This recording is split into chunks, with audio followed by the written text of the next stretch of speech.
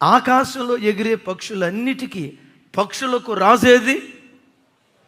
ఎందుకు అది రాజో తెలుసా? అన్ని పక్షుల కంటే ఎత్తు ఎగరగలిగిన పక్షి. అంత మాత్రమే కాదు, ఏ పక్షి అయినా 5 సంవత్సరాలు, 10 సంవత్సరాలు, 15 సంవత్సరాలు, 20 సంవత్సరాల కంటే ఎక్కువ బ్రతకదు. పక్షిరాజు ఆల్మోస్ట్ 70 సంవత్సరాలు బ్రతుకుతుందట. 70 సంవత్సరాలు. ఎలా?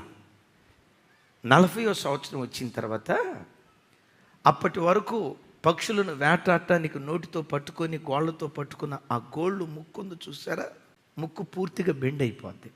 కాళ్ళగోర్లు కూడా బెండ్ అయిపోతాయి. ఈకలు బాగా పెరిగి బరువు అయిపోద్ది, ఎగరలేని స్థితికి వస్తుంది. 40వ సంవత్సరంలో ఒక ఎత్తైన పర్వతం మీదకి వెళ్ళింది. ఆల్మోస్ట్ 1.5 మంత్, 45 రోజుల నుంచి 90 రోజుల కాల వ్యవధిలో ఆ ఎత్తైన స్థలం మీద కూర్చొని ఆ ముక్కును బండకేసి కొడుతూ ఉంటే రక్తం ఉడుస్తుంది. భరించలేని బాధ. ఆ ముక్కును రాలగొట్టిన తర్వాత తినటానికి ఏమీ లేదు.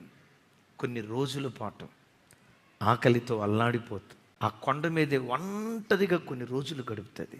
దినాలు అట్లా గడుస్తుండగా ఆ స్థానంలో మరో క్రొత్త ముక్కు పెరగటం ప్రారంభిస్తుంది. ముక్కు వచ్చిన తర్వాత ఏం చేస్తుందో తెలుసా? కాళ్ళకున్న గోళ్ళు ముక్కుతో పేకటం, బండకేసి కొట్టడం, ఆ 10 వేళ్లకున్నటువంటి కోర్లు ఒక్కొక్కటి ఎస్ రక్తం కారుతుంది, అయినా పోరాడుతుంది. అయిపోయింది. క్రొత్త గోర్లు పెరుగుతాయి.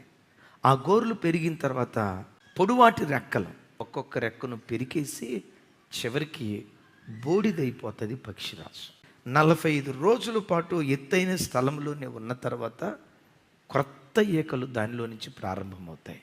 ఎప్పుడైతే క్రొత్త రెక్కలు వచ్చాయో పక్షిరాజు రెక్కలు చాపి పైకి ఎగురుతూ మరలా వేటటాడడానికి వెళ్ళి 30 సంవత్సరాలు అదనంగా అది బ్రతకడం ప్రారంభిస్తుంది. దైవజనమా, మనం పోగొట్టుకున్న ఆత్మీయత, ఒకప్పుడు కలిగిన ఆత్మీయ స్థితి మనం సంపాదించుకోవాలంటే పొడి ప్రార్థనలు చేస్తే నువ్వు సంపాదించుకోలేవు. ప్రభా నన్ను ఆత్మీయంగా మార్చయ్యా అని పొడి ప్రార్థనలు చేస్తే కోల్పోయిన ఆత్మీయతను నువ్వు సంపాదించుకోలేవు. కోల్పోయిన ఆత్మీయతను ఒక క్రైస్తవుడు సంపాదించాలంటే దేవుని సన్నిధిలో తను కూర్చుని పక్షిరాజు శరీరాన్ని నలగొట్టుకుంటున్నట్లుగా నలగొట్టుకుంటూ పాపముతో పోరాడే విషయంలో రక్తము కారునంతగా ఎవడు పోరాడతాడో వాడు నూతన బలాన్ని ధరించి రెక్కలు చాపి పైకి ఎగరటానికి దేవుడు కృప చూపిస్తాడు.